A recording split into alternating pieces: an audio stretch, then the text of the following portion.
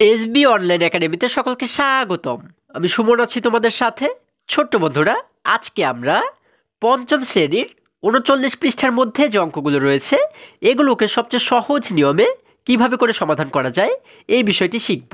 চলো তাহলে শুরু করা যাক। বন্ধুরা, আমরা যদি ৩৯ পৃষ্ঠার একদম উপরে লক্ষ্য করি, এখানে ৬.২ বলা হয়েছে অপ্রকৃত ও মিশ্র ভগ্নাংশ। আমরা কিন্তু এর আগে শিখেছি প্রকৃত ভগ্নাংশ কি। আজকে আমরা শিখব অপ্রকৃত ভগ্নাংশ কি ও মিশ্র ভগ্নাংশ কি। তাহলে আমরা এর আগে শিখেছি যে প্রকৃত ভগ্নাংশ কেমন হয়ে থাকে। প্রকৃত ভগ্নাংশের নিচের সংখ্যাটি বড় হয়। দেখো, আমি কিন্তু একটি প্রকৃত ভগ্নাংশ এখানে তোমাদের জন্য আগে থেকে লিখে রেখেছি। প্রকৃত ভগ্নাংশের নিচের সংখ্যাটি বড় হয় এবং উপরের সংখ্যাটি ছোট হয়। এখানে নিচে আমরা দেখতে পাচ্ছি ৫ এবং উপরে রয়েছে ৩। তাহলে ৫ কিন্তু বড়, নিচের সংখ্যাটি বড় এবং উপরের সংখ্যাটি ছোট। তাহলে এটি যদি প্রকৃত ভগ্নাংশ হয়, আমরা আজকে শিখব কি অপ্রকৃত ভগ্নাংশ।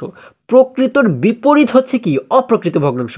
তাহলে প্রকৃত ভগ্নাংশে যদি নিচে বড় সংখ্যাটি থাকে, তাহলে অপ্রকৃত ভগ্নাংশে এই বড় সংখ্যাটি চলে যাবে উপরে, মানে বিপরীত হয়ে যাবে, এবং এই যে ছোট সংখ্যাটি এটি চলে আসবে নিচে। অর্থাৎ আমরা যদি একটু অপ্রকৃত ভগ্নাংশকে এখানে তৈরি করি, দেখো আমরা নিচে যদি উপরে যদি লিখে দিই ৭ এবং আমরা নিচে যদি লিখে দিই ২, তাহলে দেখো এখানে কিন্তু আমরা দেখতে পাচ্ছি নিচের সংখ্যাটি ছোট এবং উপরের সংখ্যাটি বড়, এবং এইখানে কিন্তু আমরা বিপরীত দেখতে পাচ্ছি, এখানে নিচের সংখ্যাটি বড় এবং উপরের সংখ্যাটি ছোট। তাহলে এটি হচ্ছে প্রকৃত ভগ্নাংশ এবং এটি হচ্ছে অপ্রকৃত ভগ্নাংশ, মানে বিপরীত কিন্তু, তাই না? কীভাবে বিপরীত হলো দেখো, আবারও যদি আমরা একটু বোঝার চেষ্টা করি, এটি কিন্তু খুবই সহজ বিষয় বন্ধুরা। প্রকৃত ভগ্নাংশের নিচের সংখ্যাটি বড় থাকবে, উপরের সংখ্যাটি ছোট থাকবে, হ্যাঁ, এবং অপ্রকৃত ভগ্নাংশে নিচের সংখ্যাটি ছোট থাকবে এবং উপরের সংখ্যাটি বড় থাকবে। ঠিক আছে? তাহলে আশা করি তোমরা প্রকৃত এবং অপ্রকৃত ভগ্নাংশ বুঝতে পেরেছো। আচ্ছা, এবারে আমাদের আর কি বলা হয়েছে? বলা হয়েছে মিশ্র ভগ্নাংশ। মিশ্র মানে কি? মিশ্র মানে কিন্তু আমরা এই যে প্রকৃত ভগ্নাংশ দেখতে পাচ্ছি, এই প্রকৃত ভগ্নাংশের সাথে যদি আরও একটি সংখ্যা থাকে, আমরা ধরে নিচ্ছি এইখানে রয়েছে ৩, এই সাথে রয়েছে ৩, তাহলে এইখানে একটি পূর্ণ সংখ্যা আমরা দেখতে পাচ্ছি, তাই না? ৩ কি? ৩ হচ্ছে একটি পূর্ণ সংখ্যা। তাহলে যেখানে আমরা একটি পূর্ণ সংখ্যা এবং একটি প্রকৃত ভগ্নাংশ, এই দুটিকে যখন একত্রে মানে একসঙ্গে দেখতে পাবো, এটিকে বলা হয় হচ্ছে মিশ্র ভগ্নাংশ। ঠিক আছে? মানে ওরা দুজনে মিলেমিশে একসাথে মিশ্র অবস্থায় আছে। ঠিক আছে? তাহলে এটিকে বলা হয় হচ্ছে মিশ্র ভগ্নাংশ। তোমরা আশা করি সকলেই বুঝতে পেরেছো। এবারে যদি আমরা একটু বইয়ের কাছে লক্ষ্য করি, দেখো এখানে শুরুতে যে প্রশ্নটি আমরা দেখতে পাচ্ছি, এখানে বলা হয়েছে রুটির পরিমাণকে ভগ্নাংশে প্রকাশ করি। দেখো এখানে কিন্তু আমরা একটি রুটি দেখতে পাচ্ছি, তাই না? এখানে একটি রুটি দেখতে পাচ্ছি, এখানে একটি রুটি দেখতে পাচ্ছি। এখন দেখো, আমরা এই যে রুটিটি দেখতে পাচ্ছি, এটিকে কয়টি ভাগে ভাগ করা হয়েছে? একটি ভাগ, দুইটি ভাগ, তিনটি ভাগ, চারটি ভাগ। তাহলে এই যে চারটি ভাগ করা হয়েছে, 4 ভাগের মধ্যে যদি এই 1 ভাগকে আমরা ধরো যে 1 ভাগকে আমরা খেয়ে ফেলবো, ঠিক আছে? এই 1 ভাগকে আমরা খাবো। তাহলে এই 1 ভাগ যদি তোমাদেরকে দেওয়া হয়, তাহলে তোমরা কি বলবে? তোমরা নিশ্চয়ই বলবে যে 4 ভাগের 1 ভাগ আমাদেরকে দেওয়া হয়েছে, তাই না? তাহলে দেখো, এই 4 ভাগের 1 ভাগকে আমরা কীভাবে করে লিখতে পারি? এই যে এখানে কিন্তু আমরা দেখতে পাচ্ছি 4 ভাগের 1 ভাগ, মানে নিচে 4 উপরে 1, এটিকে বলা হয় 4 ভাগের 1 ভাগ। আবার দেখো, এই পাশে কিন্তু আমরা দেখতে পাচ্ছি কত? এই পাশে আমরা দেখতে পাচ্ছি 4 ভাগের মধ্যে কয় ভাগ রয়েছে? এখানে কিন্তু আমরা দেখতে পাচ্ছি 4 ভাগের মধ্যে 3 ভাগ রয়েছে, তাই না? 1 ভাগ, 2 ভাগ, 3 ভাগ। এবং এইখানে আমি যদি এবারে তোমাদেরকে বলি যে এইখানে এই রুটির মধ্যে মোট কতটি ভাগ রয়েছে, তোমরা নিশ্চয়ই কী বলবে? তোমরা বলবে যে 4 ভাগের 4 ভাগ রয়েছে, তাই না? তাহলে আমরা কিন্তু এই রুটির পরিমাণকে এইখানে ভগ্নাংশে প্রকাশ করেছি, তাই না? এই একটি ভাগকে আমরা কীভাবে লিখি? 4 ভাগের 1 ভাগ, মানে নিচে 4 উপরে 1। আবার যদি 4 ভাগের 4 ভাগ আমাদেরকে লিখতে বলা হয়, মানে এখানে মোট কতটি ভাগ রয়েছে আমরা কীভাবে সেটিকে লিখব? আমরা কিন্তু নিচে লিখব 4 এবং উপরেও লিখব 4, অর্থাৎ 4 ভাগের 4 ভাগ। এবারে এইখানে আমরা দেখতে পাচ্ছি কত ভাগ রয়েছে? এইখানে রয়েছে কিন্তু 4 ভাগের 3 ভাগ। 1 ভাগ কিন্তু দেখো এখানে খেয়ে ফেলা হয়েছে, তাই না বন্ধুরা? তাহলে 1 ভাগ কিন্তু এখানে নেই, যার কারণে এটিকে আমরা কী বলতে পারি? 4 ভাগের 3 ভাগ। তাহলে এটিকে আমরা কীভাবে লিখব? নিচে 4 এবং উপরে লিখব 3, অর্থাৎ 4 ভাগের 3 ভাগ। এখন দেখো, আমরা একটু পাশে যদি লক্ষ্য করি, এখানে বলা হয়েছে এখানে 7টি 4-এর 1 আছে। তাহলে এখানে কিন্তু 7টি 4 ভাগের 1 ভাগ আছে। কিভাবে? দেখো, এই একটি ভাগকে আমরা বলতে পারি 4 ভাগের 1 ভাগ, আবার এই একটি ভাগকেও আমরা বলতে পারি 4 ভাগের 1 ভাগ, আবার এই একটি ভাগকেও আমরা বলতে পারি 4 ভাগের 1 ভাগ, এবং এই একটি ভাগকেও বলতে পারি 4 ভাগের 1 ভাগ। আবার একই রকমভাবে এইখানে যে ভাগগুলো আমরা দেখতে পাচ্ছি, এইখানে যে ভাগটি রয়েছে, এখানে কিন্তু কোনো ভাগ নেই, তাই না? এই ভাগটি কিন্তু খেয়ে ফেলা হয়েছে। আচ্ছা, এবারে আমরা পাশে যে 3টি ভাগ দেখতে পাচ্ছি, এর মধ্যে এই একটি ভাগকে যদি বলা হয় যে এটি কত ভাগ, তোমরা কি বলবে? তোমরা নিশ্চয়ই বলবে 4/1 ভাগ, এটিকেও তোমরা বলবে 4/1 ভাগ, এটিকেও বলবে 4/1 ভাগ। তাহলে এরকম 4/1 ভাগ কতটি রয়েছে দেখো তো, 1টি 2টি 3টি 4টি 5টি 6টি 7টি। তাহলে এই কথাটি কিন্তু এখানে বলা হয়েছে যে এখানে 7টি 4/1 ভাগ আছে। তাহলে আমরা এই 7টিকে যদি যোগ করি, দেখো আমরা দেখতে পাচ্ছি এখানে যেহেতু 2টি রুটি আছে, এই প্রথম রুটিতে হচ্ছে কত অংশ রয়েছে, এখানে রয়েছে কিন্তু 4/4 ভাগ, তাই না? মানে সম্পূর্ণ অংশই কিন্তু এখানে রয়েছে, যার কারণে আমরা শুরুতে লিখেছি 4/4, মানে 4/4 রয়েছে। এরপরে একটি যোগ দিয়েছি আমরা, দেখো আমরা দুটি এখানে মোট কতটুকু রুটি আছে আমরা কিন্তু সেটিকে বের করব।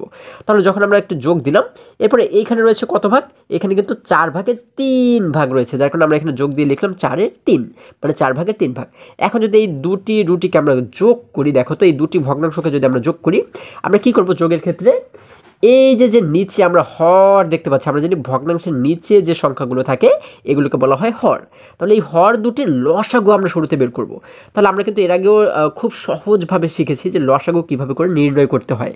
তাহলে আমরা যদি 4 এবং 4-এর লসাগু নির্ণয় করি, 4 এবং 4-এর লসাগু পাবো হচ্ছে 4, ঠিক আছে? তোমরা কিন্তু আলাদা জায়গাতে চাইলে লসাগু নির্ণয় করে দেখতে পারো, ঠিক আছে? আমরা কীভাবে করে লসাগু নির্ণয় করবো দেখো, আমি তোমাদের বোঝানোর জন্য আবারও একটু যদি এটিকে দেখানোর চেষ্টা করি, এই দুটিকে আমরা লিখবো, যেহেতু এখানে রয়েছে 4 আমরা শুরুতে লিখবো 4, একটু কমা দিয়ে এই পাশেও যেহেতু রয়েছে 4 আমরা এখানে লিখবো আরেকটি 4। এবারে আমরা দেখব যে এই দুটি 4কে আমরা কোন সংখ্যা দ্বারা ভাগ করতে পারি। তাহলে আমরা কত দ্বারা ভাগ করতে পারি, আমরা কিন্তু একদম শুরুতে 2 দ্বারা ভাগ করতে পারি। 2 দ্বারা 4কেও ভাগ করা যাবে, এই 4কেও ভাগ করা যাবে, যার কারণে এখানে আমরা লিখলাম 2। 2 দ্বারা 4কে ভাগ করলে কতবার ভাগ যায়, আমরা জানি 2 2 4, অর্থাৎ 2 বার ভাগ যায়, যার কারণে এখানে লিখলাম 2। এবারে আবারও এই 2কে 2 দিয়ে যদি আমরা এই 4কে ভাগ করি তাহলে কতবার ভাগ যাবে, 2 2 4, যার কারণে কিন্তু আমরা 2 বার ভাগ করতে পারবো। আমরা এখানে লিখে দিলাম 2। এবার দেখো এখানেও পাচ্ছি 2, এখানেও পাচ্ছি 2। এখন আমরা কি করব, এখন আমরা আবারও এই দুটি 2কে দেখব যে কোন সংখ্যা দ্বারা ভাগ করা যায়।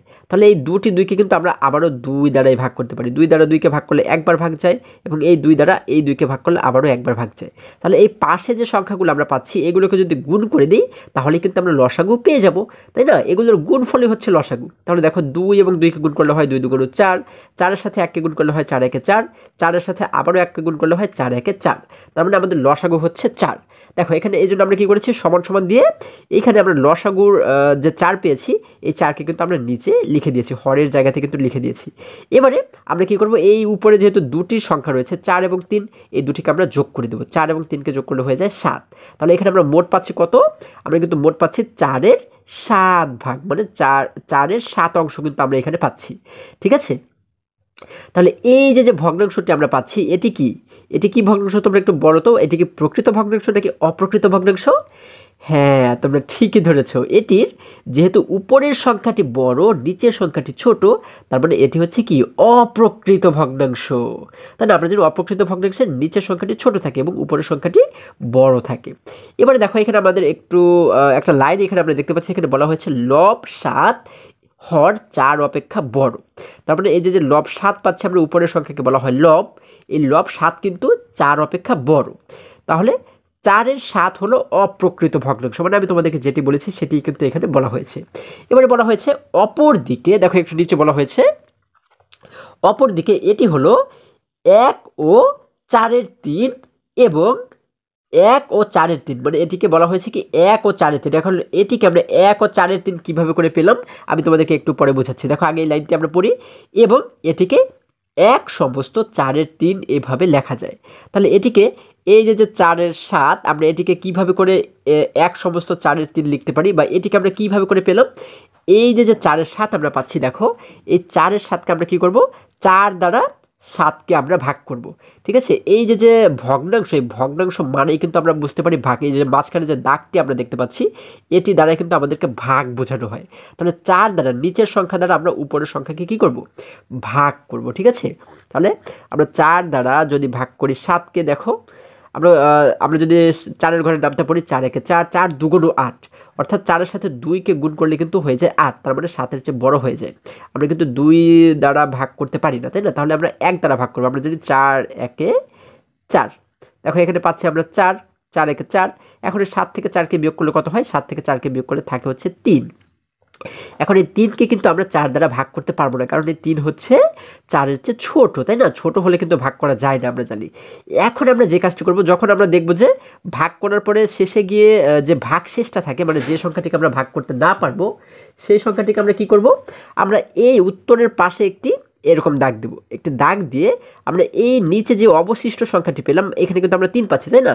এই 3কে আমরা উপরে লিখে দিব, এবং এই যে 4, মানে যে সংখ্যা দ্বারা আমরা ভাগ করেছি, এই 4কে আমরা নিচে লিখে দেব। ঠিক আছে? তাহলে আমরা এই 3কে লিখে দেবো উপরে, এই 4কে লিখে দেবো নিচে। তাহলে হয়ে গেল কি 1 সমস্ত 4-এর 3। এটিকে বলা হয় 1 সমস্ত 4-এর 3।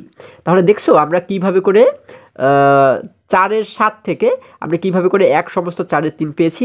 অবশ্যই তোমরা বিষয়টি বুঝতে পেরেছো আমার মনে হয়। ঠিক আছে? এই যে এখানে কিন্তু সেই একই কথাটি বলা হয়েছে, 1 সমস্ত 4-এর 3 এভাবে লেখা যায়। মানে এই ভগ্নাংশটিকে কিন্তু এইভাবে করে আমরা লিখতে পারি। যখন আমরা এই ভগ্নাংশটিকে এইভাবে 1 সমস্ত 4-এর 3 এটা বানালাম, তখন এই ভগ্নাংশটাকে কি বলা হয়? এটিকে বলা হয় কিন্তু মিশ্র ভগ্নাংশ, তাই না? কারণ দেখো এখানে আমরা শুরুতে যে 1 দেখতে পাচ্ছি, এই 1 হচ্ছে কি একটি পূর্ণ সংখ্যা, তাই না? তাহলে একটি পূর্ণ সংখ্যা এখানে আমরা দেখতে পাচ্ছি, এবং এখানে একটি প্রকৃত ভগ্নাংশ দেখতে পাচ্ছি, তাই না? তাহলে একটি পূর্ণ সংখ্যা এবং একটি প্রকৃত ভগ্নাংশ, এই দুটি যখন একসাথে থাকে তখন এটিকে বলা হয় মিশ্র ভগ্নাংশ। মানে যখন ওরা একসাথে মিলেমিশে থাকে তখন কিন্তু এটিকে বলা হয় মিশ্র ভগ্নাংশ। ঠিক আছে? তাহলে কিন্তু আমরা প্রকৃত ভগ্নাংশ সম্পর্কে শিখলাম, অপ্রকৃত ভগ্নাংশ সম্পর্কে শিখলাম, এবং মিশ্র ভগ্নাংশ সম্পর্কে শিখলাম। এখন দেখো এটিকে কি বলা হয়? 1 সমস্ত 4/3 ভাগ। 1 সমস্ত 4/3 ভাগ, এটিকে বলা হয় 1 সমস্ত 4-এর 3। বা এই দেখো এখানে কিন্তু ব্র্যাকেটে আমাদের এখানে বলা হয়েছে 1 সমস্ত 3/4। আচ্ছা, এবারে যদি আরেকটু নিচে আমরা লক্ষ্য করি, এখানে বলা হয়েছে পূর্ণ সংখ্যা ও প্রকৃত ভগ্নাংশ মিলে মিশ্র ভগ্নাংশ হয়। মানে একটু আগে আমি তোমাদেরকে যেটি বলেছি যে একটি পূর্ণ সংখ্যা এবং একটি প্রকৃত ভগ্নাংশ, এই দুটি মিলে হয় একটি মিশ্র ভগ্নাংশ। একটি পূর্ণ সংখ্যা এবং একটি প্রকৃত ভগ্নাংশ, এই দুটি মিলে হয় একটি মিশ্র ভগ্নাংশ। আচ্ছা, এবারে আবারও যদি আমরা একটু প্রকৃত ভগ্নাংশ, অপ্রকৃত ভগ্নাংশ এবং মিশ্র ভগ্নাংশ সম্পর্কে যদি আরেকটু আমরা চর্চা করি, আরেকটু যদি ভালো করে জানার চেষ্টা করি, দেখো এই নিচে যদি লক্ষ্য করি, এখানে বলা হয়েছে আমাদের প্রকৃত ভগ্নাংশ। তাহলে প্রকৃত ভগ্নাংশটা কীরকম হয়? এই দেখো এখানে কিন্তু একটি ভগ্নাংশ দেখতে পাচ্ছি। তাহলে যে ভগ্নাংশের উপরের সংখ্যাটি ছোট হয়, এই দেখো এখানে কিন্তু বলা হয়েছে ছোট, তাই না? তাহলে যে ভগ্নাংশের উপরের সংখ্যাটি ছোট হয় এবং নিচের সংখ্যাটি বড় হয়, সেটিকে বলা হয় প্রকৃত ভগ্নাংশ। এবং যে ভগ্নাংশের উপরের সংখ্যাটি বড় হয়, এই দেখো এখানে কিন্তু উপরের সংখ্যাটি বড়, তাই না? 7 কিন্তু বড়, 5 ছোট। তাহলে যে ভগ্নাংশের উপরের সংখ্যাটি বড় হয় এবং নিচের সংখ্যাটি ছোট হয়, সেটিকে বলা হয় অপ্রকৃত ভগ্নাংশ। মানে এটার বিপরীত হচ্ছে এটা। ঠিক আছে? এবং মিশ্র ভগ্নাংশটা কি? মিশ্র ভগ্নাংশ হচ্ছে যে ভগ্নাংশে একটি পূর্ণ সংখ্যা থাকবে, 1 2 3 4 5 6 7 8, এগুলো হচ্ছে কি একটি পূর্ণ সংখ্যা।